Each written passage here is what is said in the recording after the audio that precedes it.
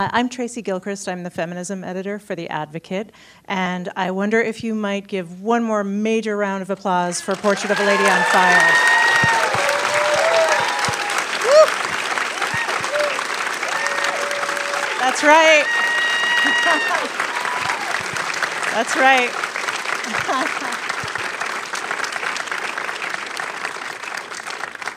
So, in that spirit, I would like to welcome director and writer Céline Sciamma.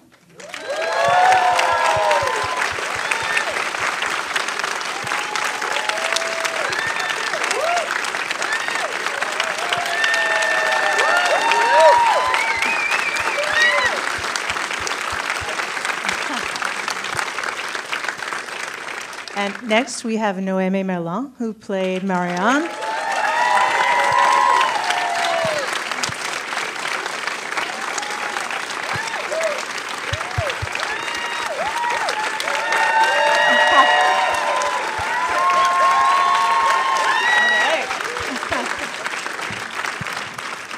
And we have Adèle Haenel, who played Eloise.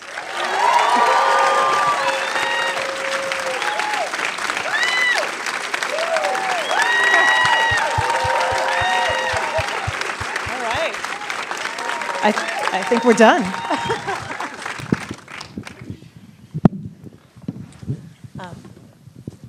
I'm going to start really easy, I hope.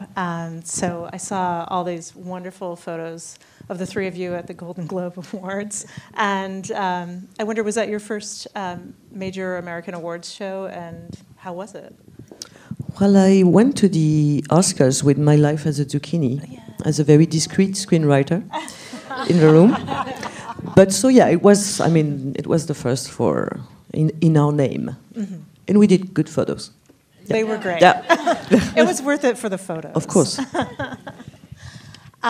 So we spoke on the phone in early December, so you may find some of these questions are, you've heard them before. Well, my answers you heard also, I guess. So. Well, they were so good that I feel everyone should hear them. So first, I wonder if you would just share with us your inspiration for this beautiful film about women that is unlike any other I've ever seen. Well, that's part of the inspiration to actually make something new and to put on this big screen a story that hasn't been told yet, or not in that way, or not for a long time. So really wanted to write a love story, to dedicate a whole film to love story, to how love is born, to the rise of desire, and also to the memory of a love story, to the politics of a love story. And also wanted to talk about women artists, showing an artist at work. And decided to make it a period piece, because if a story hasn't been told yet, it definitely belongs to the present. And to have that challenge of making the most contemporary film possible with a story set in the past. That was kind of the three things that were on my mind and that I worked around for 15 years before I put this on the screen. It's not true. It's not true. When we spoke, I believe you mentioned that you had Adele in mind when you were working on the film. So, Adele, I wonder if you would speak to what your reaction was when you first saw this script for Portrait of a Lady on Fire, and just your general reaction. Well, Céline win Best Script at the Cannes Film Festival. So my first impression was the script was good, and it was confirmed. So no, but just I was very pleased. I mean, we worked, we did our first feature together, Céline and I. So then we didn't work together for like 10, 12 years, something. And so there was kind of a big pressure because I really, anyway, there was a pressure, but I must say that the script fulfilled my expectations, and I think what I loved also about the script was the beauty of it, the complexity of it, but also the fact that it was a promise of working together, it was also just a sign of confidence from Céline. It was of trust. Sorry, I don't know why. I'm making like such a French mistake. Sorry. So, well, that was my impression. I said, let's go to work now. So, great, thank you. And Noémie, I wonder if you would talk a little bit about your reaction when you first read the script and how it moved you. So yeah, I thought it was a good script, as Adèle said. And the Cannes Festival as well. And what? In the Cannes Film Festival as well. Yeah. No, I was. As Céline said, it was like, okay, that's something I never read or seen. It's something that I felt that we've missed. Like these painters, women that have been erased from the history. You know, it's like there's the story of women. We miss a lot of things, like the abortion scene. I never see that. So and this love story and the feeling of the love story and the memory of a love story, like all the details were in the script already. So it was so intense because of these details, the looks, the breath, everything was already here, and I was, feeling it, and that was really strong. Great, that was great. Well, you touched on so many things that I was going to ask, so I will go that way. Not to go into it too quickly, but obviously this is a love story, but this is also a story about female solidarity, and I really love the relationship between your characters and Sophie. So beautiful how it's as though she's aware of this affair that's happening and is just allowing that, and then your characters help her with this very important situation that she has, and then. Not only that, but as Noémie said, that you document it and you reclaim it for women who didn't have that. So I just wonder, Céline, if you would speak a little bit about the power in reclaiming those voices for women who weren't able to do it because they couldn't paint. Well, the film is set at this particular moment, the second half of the 18th century, because it was actually a very flourishing moment with a very strong, for women artists, women painter. And there were hundreds of them throughout Europe, France, and there were even some here. And we always told like women progress or women's opportunity is like growing, getting better. And actually, when I've not discovered because I was ignorant, when I learned about this moment of art history where there were so many women painter, it really feels like it's mostly about cycles. Like we have opportunities and then we have backlash. Like we're living a moment where we have opportunity. We're kind of going through a cultural shift, but we also experience backlash very quickly and strong resistance. So I wanted to talk about that, but also to show what has been missing because of women not being able to express themselves. Of course, beautiful pieces of art. Some of them that have been made and that we don't have access to, some that have never been made. But also, mostly, the legacy, the transmission of our intimacy, because that's what's happening when there is no art. We are missing the transmission of not only our history, but our intimacies. We don't have the book that tells about the heart and the desire of a woman of the 18th century. We have one, written by women and truly committed to their experience. We have very few. I got lost. I got lost listening to you. It sounded so good.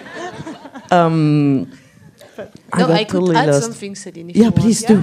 Thank you. No, I don't know, but it's maybe not your idea, but it's mine, so I'm going to tell it.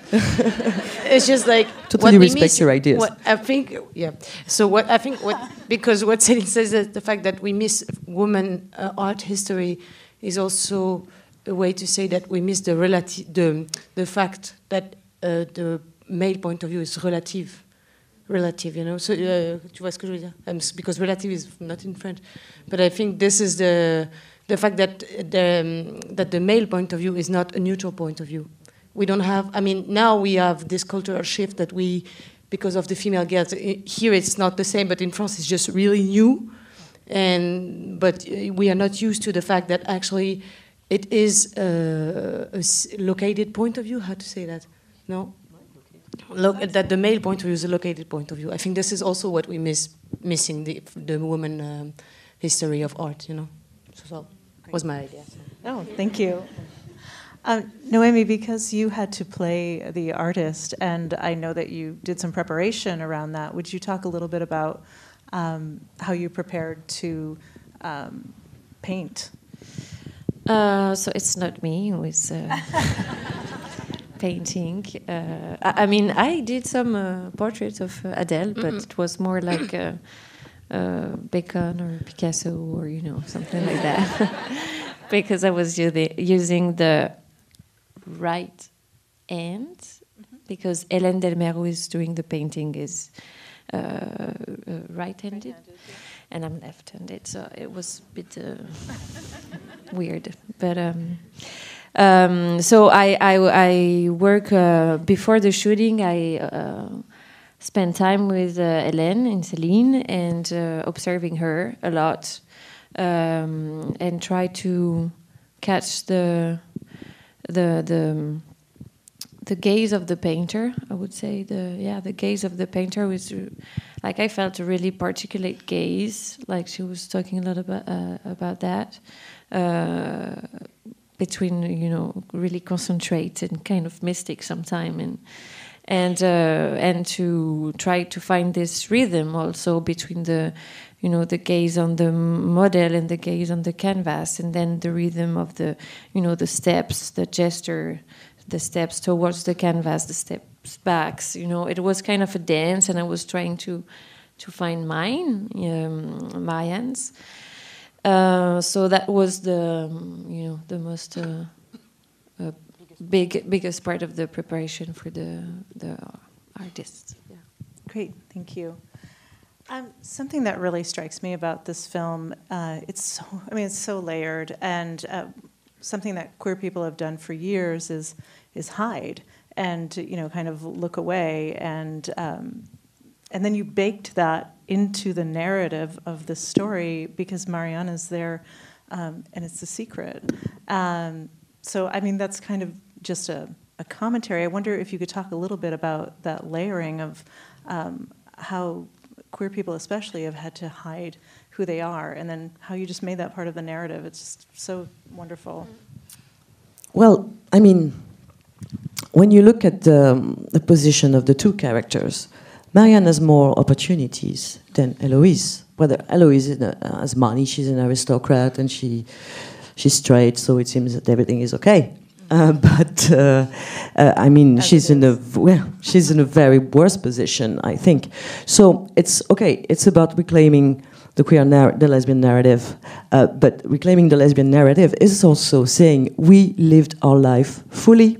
We were activists. We had more opportunity because we were less of women than straight women, because we were escaping from a lot of things: maternity, marriage. She's a painter.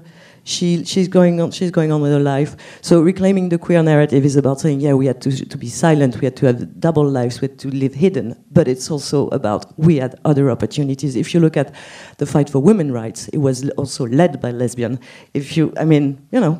So it's also lives that were fully lived, and they have been silenced because they were dangerous, because it was a different program. So that's also what the film is reclaiming. It's not only about shame and secret and silence, although you have to go through this because of society. It's also about being powerful and about living your life fully, not being constrained by sharing the life with men. So it's also about this island that we create for ourselves. And, sometimes life could be better. No, I mean, we should say it also. You don't have to tell me. Yeah.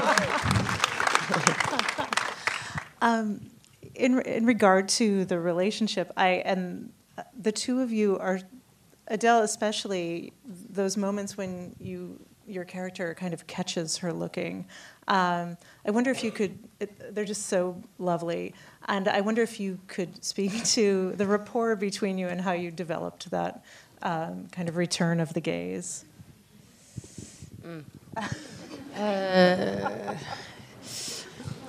Yeah. Well, no, I can't speak a lot about acting, but in this way, I must say I think about acting as about like a sport to me, and the fact that, for example, Noémie and I before the shooting, we didn't knew each other. We really met on the set, and to me, is a very good way to meet somebody, because when you meet somebody while acting, is meeting her in the pure present. And in the fact that she doesn't even know, I mean, well, anyway, what I mean, the way she responded to me is she didn't even knew it before she did it, you know. So it's a way that we discover one another together. Anyway, so I think we worked with around the gaze with a lot of with a playful way of acting. So I was always trying to surprise a bit Noémie. Well, just because I wanted to see how she would react to some different proposal or stuff. So, and I think we worked with a lot of love and respect for each other and a lot of joy. And I think this is something that is very important also in the movie. The fact that we were serious, but we were joyful, and it brings something else more alive, so let's say. Right. Well, there's also so much. There's a lot of humor, and it's really loving and sweet. So I appreciate that piece of the film as well. Noémie, I wonder if you could speak a little bit about working with Adele and how you kind of form a working bond. But she said a lot. Like it was like that. It was. I was a lot observing her, like, who is this? Like, I knew Adele on screen, and she was really impressing me as an actress. And for me, she was really, I had this feeling that she was really intense, and she is. And so on set, since the beginning, I was really like observing her as Marianne, and I was okay with this curious bird, you know, and she was yeah, a bird because I because of the big cape, you know, this is from the beginning. But she was seeing the cape like as comment tu dis Intergalactic Emperor. Yeah, for her it was. For me, it was kind of a bird, really mysterious, and she was into the Star Wars kind of movie. And so we were discovering each other like that. Like we had two different, like imagination, and it was like a lot of fun. And yeah, it's time. As I said, everything was written, all the details, like the looks, the breathing, the gesture, like. But each time we were finding our freedom in this, because each time I knew that she was looking at me, she will look at me, but I never knew how. And so it was really funny to I didn't expect this, so it was, this kind of. Thank you. That was great. So I know that a lot of people have, well, you've mentioned, we've all talked about the gaze several times already. And over the past few years, the kind of search to define the female gaze has been on, counter to the male gaze, which was defined in the 70s. In my humble opinion, this film comes closer than any narrative film I've ever seen. And I think you do that. Yeah, I'm going to make a statement. It's done now. We can move on to something else. But when I spoke with you, we talked about the fact that there's this egalitarian exchange of looks. We talked about the fact that there's no traditional sex scene, which is great. It's this deconstructed, very intimate and kind of humorous sex scene, or assemblage. And you said this really beautiful thing about how there are only subjects in the film. So I wonder if you could kind of speak to that and what the female gaze means to you. Well, female gaze, I mean, male gaze cinema is built on male gaze. Cinema is basically propaganda for male gaze. It's the art built around male gaze. So male gaze is convention. Yeah. I think we can say that. So female gaze would be departing from convention. So female gaze is not only about not objectifying a character, because that's not that hard. Well, it is. I mean, you'd think. It is, because you have to write somebody as a subject, and that is work.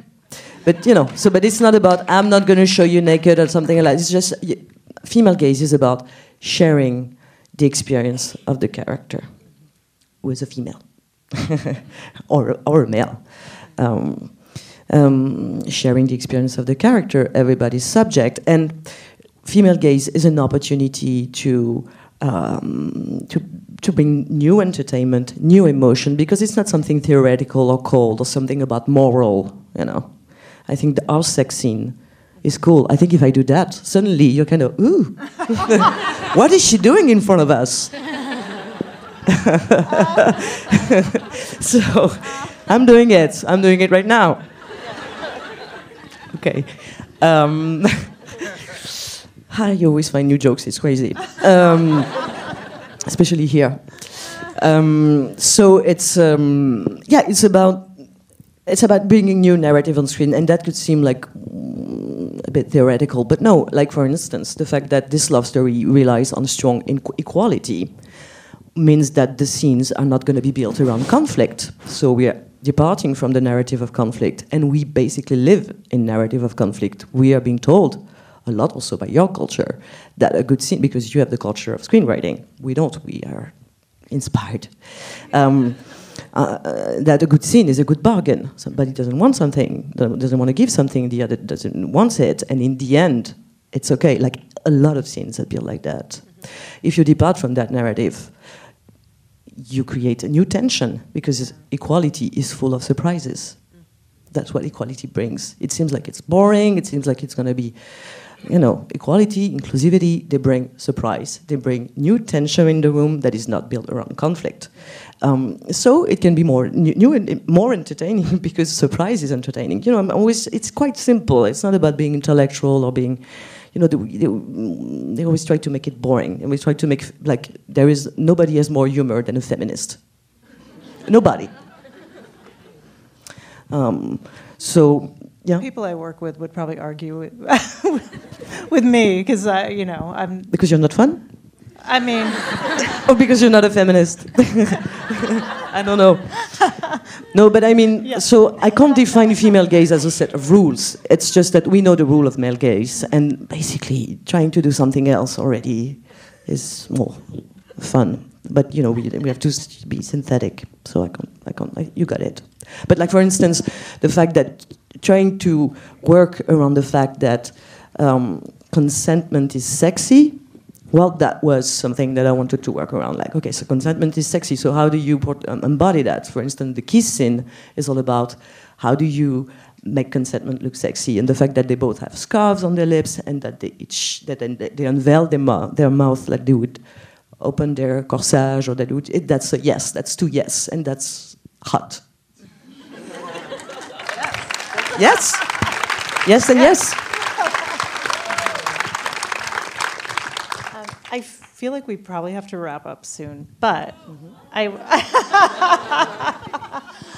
do want to be sure to ask. I mean, not to just repeat your resume, but for those who don't know, Céline has directed Water Lilies, Tomboy, Girlhood, and they all speak to marginalized groups of people. And then I know Adèle was in Water Lilies, and also one of my favorite films, Beats Per Minute, or BPM. I'm not sure which we're calling it.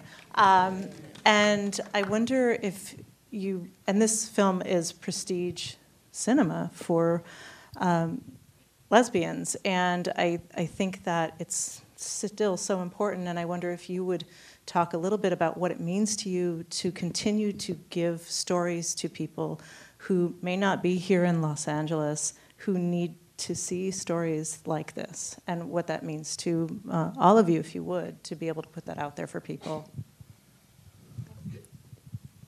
We can't. I think we don't choose our passions, and I'm glad that I am totally obsessed with cinema and politics, and because it gives me so much opportunity to make new art. So yeah, I think you should also see it. You know, it's not a duty. Of course it's a responsibility, but it's not. We're campaigning. I mean, campaigning for cinema is campaigning for representation. This is all great opportunity for campaigning for art, new forms, new emotions, and new society. Because it makes, making culture is trying to change the world. When we're always like, there's always this kind of modesty. Like when we ask, like, can movies change the world? Everybody's like, no.